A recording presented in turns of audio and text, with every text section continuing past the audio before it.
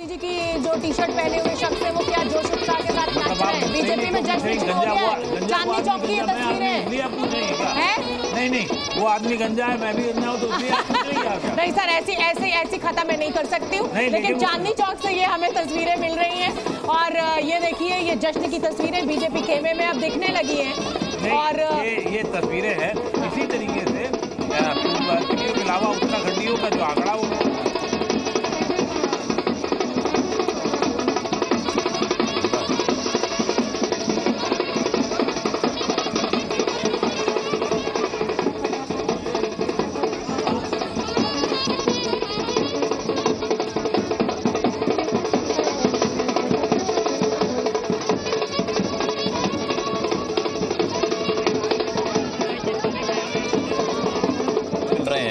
इसमें जो झुग्गी बस्तियां हैं 20 ऐसी सीटें हैं जहां 13 सीटों पर बीजेपी आगे चल रही है। यही वो वोट था जो अरविंद केजरीवाल का कोर वोटर बन गया था।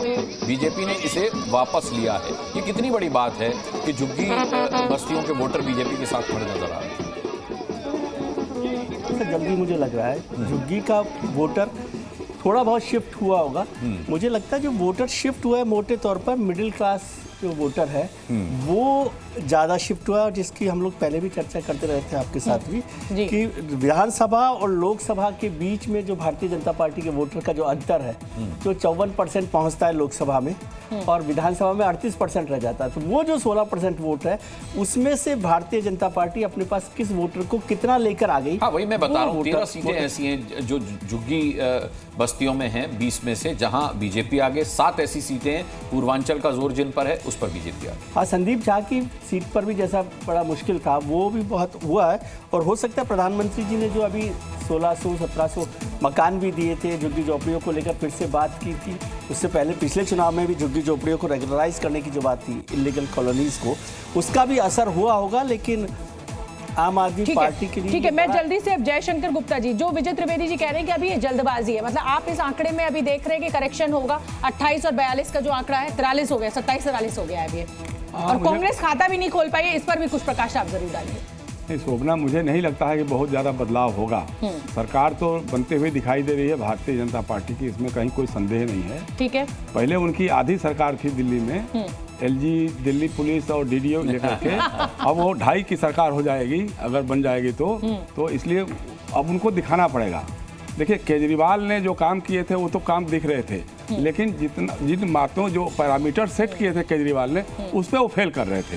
अब उन्होंने कहा कि हम छोटी गाड़ी में चलना है, क्या बड़ी गाड़ी लेना की क्या जरूरत है, छोटे घर में रहना है तो हम बड़े घरों में, ये मैं बड़ी खबर इस समय की बता देती हूँ। इलेक्शन कमीशन ने 68 सीटों का आंकड़ा दिया है। 68 में से 41 सीटों पर बीजेपी आगे चल रही है, यानी बहुमत की सरकार।